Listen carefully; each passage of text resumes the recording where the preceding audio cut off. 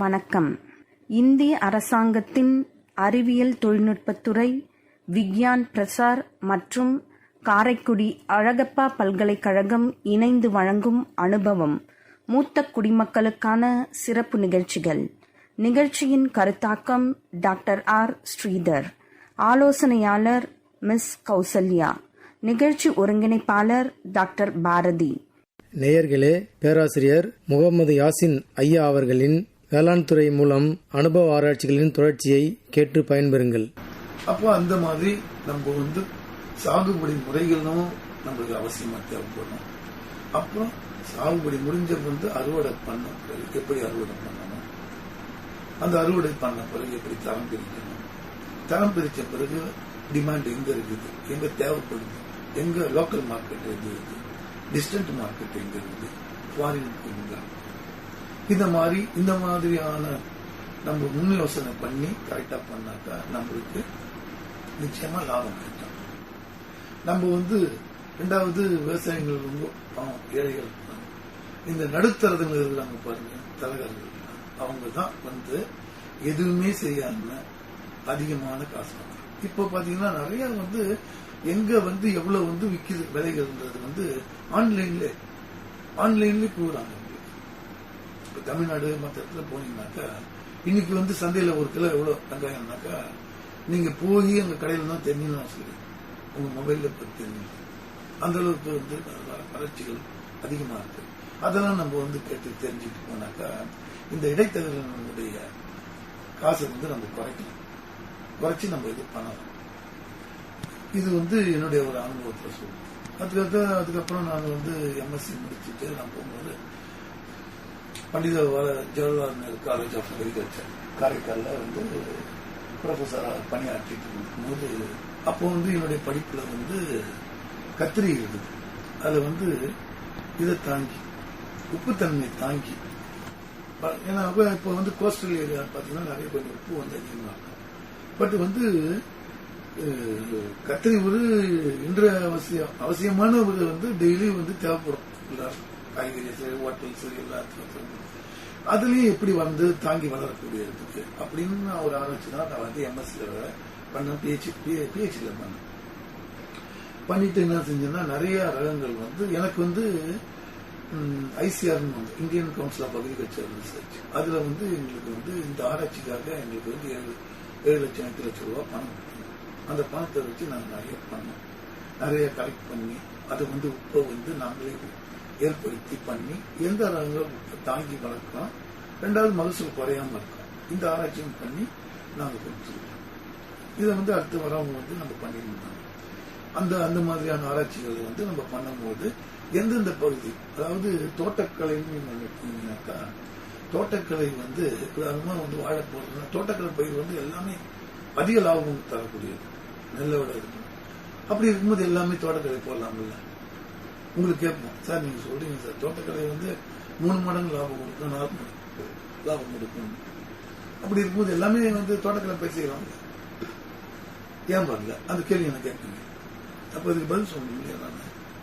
தோட்டக்கலை பயிருக்கு முக்கியம் மண் வாகனம், அடுத்தது நீர், அது உப்புத்தன்மை இல்லாம இருக்கும். அப்புறம் தட்பவெட்ப சூழல். நம்ம உருளைக்கிழங்கு இங்க போடணும்னு செக்அப் பண்ண முடியாது. உருளைக்கிழங்கு எங்க விளையுது அங்க வளர்க்க, அப்ப அங்கதான் விளையும் போது அந்தந்த தட்ப சூழலுக்கு தான் அந்தந்த பயிர் வரும். அதே மாதிரி மண் வளங்கள் நம்ம நெல் பயிர் இடத்துல கிளே டைப்ஸ் ஆஃப் சைடு, அதுல போய் நம்ம காய்கறி போட்டா இருக்கீழே வராது. அப்போ அந்த மாதிரி இனங்கள் கிடைச்சா தான் நம்ம பண்ண முடியும். சோ நிலங்களை தேர்ந்தெடுத்து தண்ணி அதிகமா தேவைப்படும், அது எவ்வளவு போடும். அதே மாதிரி வேலையாட்கள் தேவைப்படும். நெல்லுன்னா டக்குன்னு போட்டு ஒரு அறுத்துக்கலாம். இப்ப நீங்க வெண்டை போட்டீங்கன்னா 1 to 1 நாள் அறுக்கிறதுக்கு ஆள் வேணும், அப்போ வேலையாட்கள் தேவைப்படும். சோ இதெல்லாம் கருத்துல கொண்டுதான் நம்ம தோட்டக்கலையை நம்ம பயிர் செய்யணும். உதாரணம் உங்களுக்கு தெரியாதது இல்லை, இது ஒரு உங்களுக்கு ஒரு இன்ஃபர்மேஷன் தான் கொடுக்கணும். அதை இப்போ நிறைய விவசாயத்தை படிச்சுட்டு மாணவர்கள் யாருமே வேலை இல்லாம இல்லை.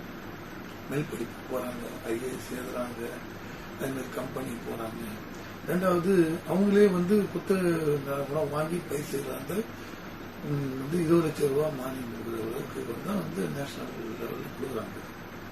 ரெண்டாவது வந்து அவங்க வந்து ஒரு அக்ரி இந்த சொசைட்டி ஒன்று ஆரம்பிச்சு அதுலையும் பண்றாங்க. பண்ணிட்டு வந்து என்னுடைய ஸ்டூடெண்ட் தான் அவரும் நல்லா பண்ணிட்டு ஒரு மாசத்துக்கு வந்து 50,000 வந்து இந்த மாதிரி வந்து இயற்கை உரங்கள் தயாரிச்சு விற்கிறது பண்ணிட்டு இருக்காங்க.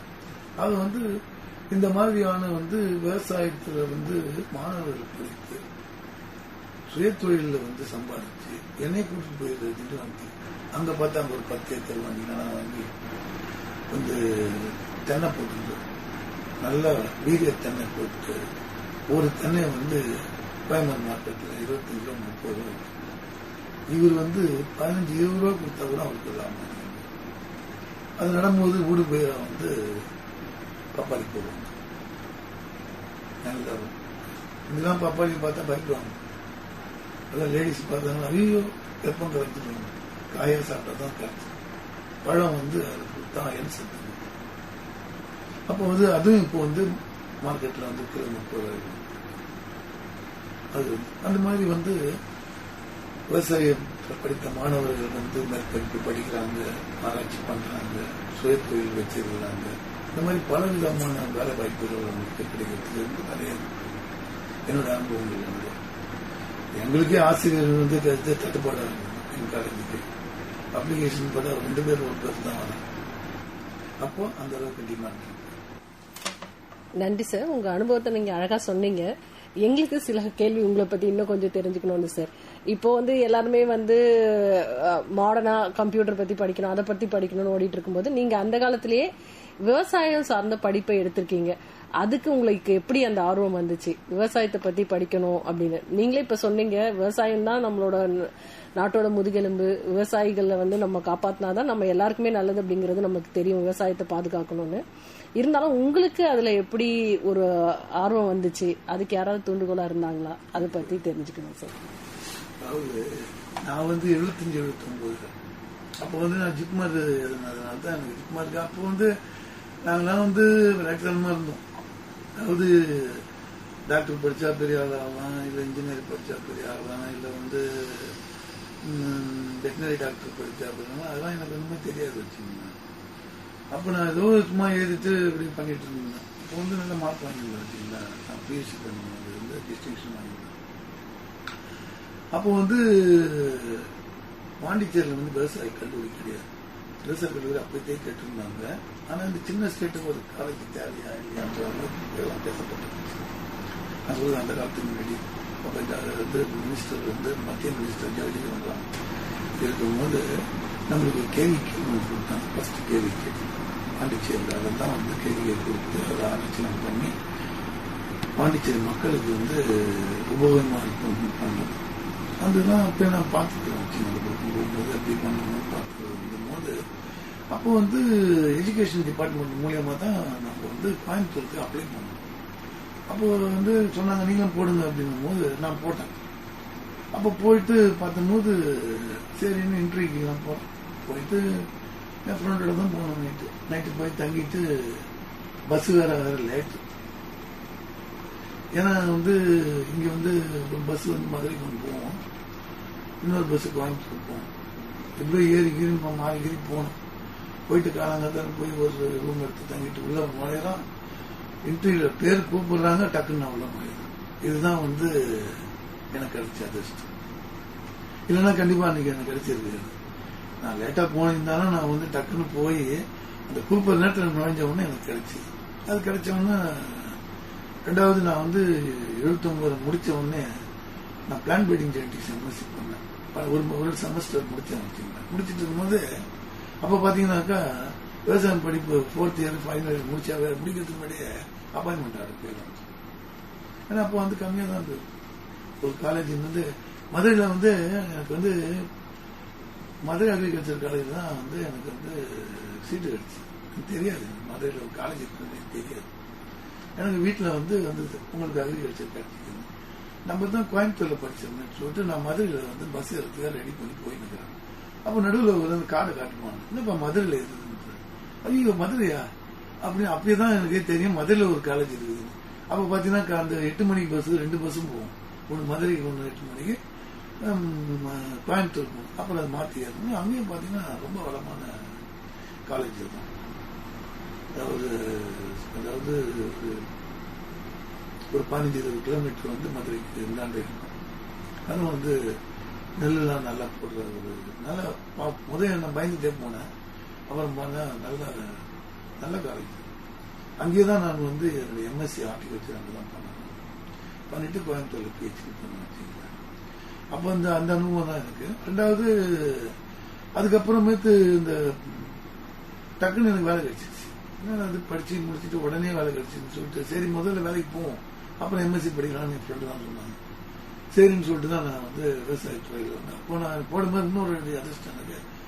அப்பெல்லாம் வந்து விவசாயத்தில் அந்த அக்ரிகல்ச்சர் ஆஃபீஸர் தான் எடுப்பாங்க போஸ்டிங். ஆனா எனக்கு வந்து ரிசர்ச் அசிஸ்டன்ட் ஆராய்ச்சி. அப்போ அந்த ஆராய்ச்சி இதுல இருந்து ஃபர்ஸ்ட் ஆராய்ச்சி எனக்கு தான் போட்டு நான் வந்து இந்த கரும்பு ஆராய்ச்சி பண்ணும்போது எனக்கு ரொம்ப வந்து எனக்கு வந்து ரொம்ப ஆர்வம் அதிகமாயிடுச்சு. ஏன்னா வந்து இது வந்து ஆராய்ச்சின்னும் போது என்னடா இது அக்ரிகல்ச்சர் டிபார்ட்மெண்ட் ஆராய்ச்சி பண்ற அளவுக்கு எம்எஸ்சியில தானே பண்ணுவாங்க. எனக்கு பண்ணும்போது ரெண்டாவது எனக்கு வந்து கொஞ்சம் உறுதுணையா இருந்தாங்க. இந்த மாதிரி லக்னோல வந்து சீட்ஸ் எல்லாம் வாங்கி கொடுக்க சொல்லி.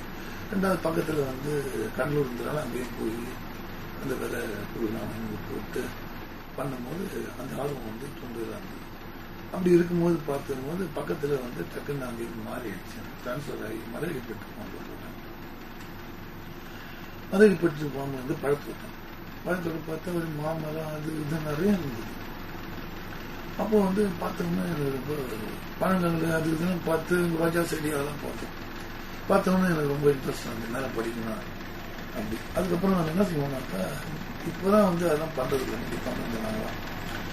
நாங்களாம் என்ன செய்வோம்னாக்கா இந்த தென்னை மரத்தின் இல்லை இப்போ வந்து கன்றுகள் அதை வந்து விதைன்னு தான் சொல்லுவாங்க. கன்று தேங்காய் மொத்தம் தான் வாங்கி தான் பண்ணணும். அப்போ வந்து கோகனட் டெவலப்மெண்ட் போர்டுக்கு நாங்கள் வந்து எழுதி அப்போ வந்து காய்கறி வாங்கிறதுக்காக போனோம்.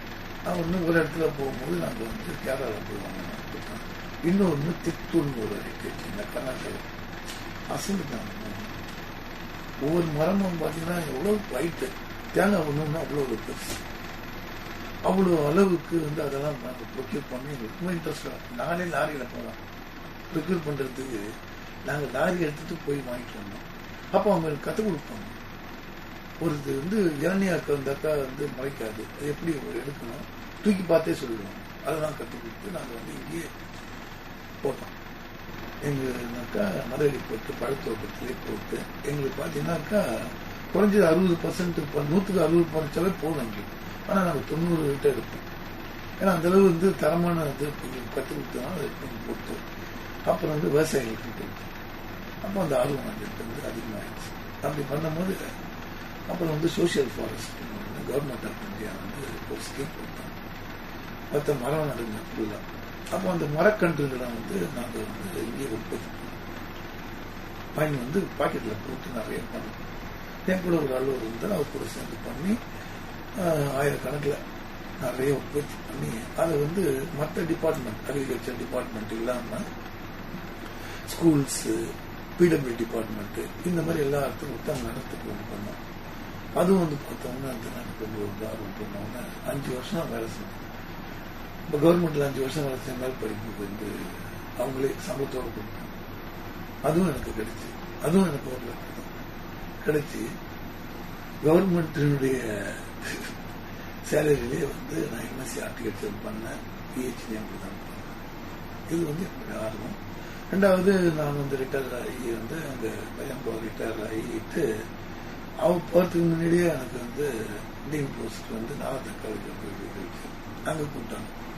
அப்போ நான் முதல்ல அங்கே முதல்ல வந்து டாக்டர் குமார்னு எனக்கு சீனியர் தான். அவர் வந்து வைஸ் சான்சலர் தமிழ்நாடு சொல்லிட்டு ஆனோடனே சும்மா அவரை பார்க்கறதுக்காக, ஏன்னா எங்கள் ஃபேக்கல்ட்டி தொடக்கல் அவர் பார்க்கறதுக்காக தான் நான் போனேன்.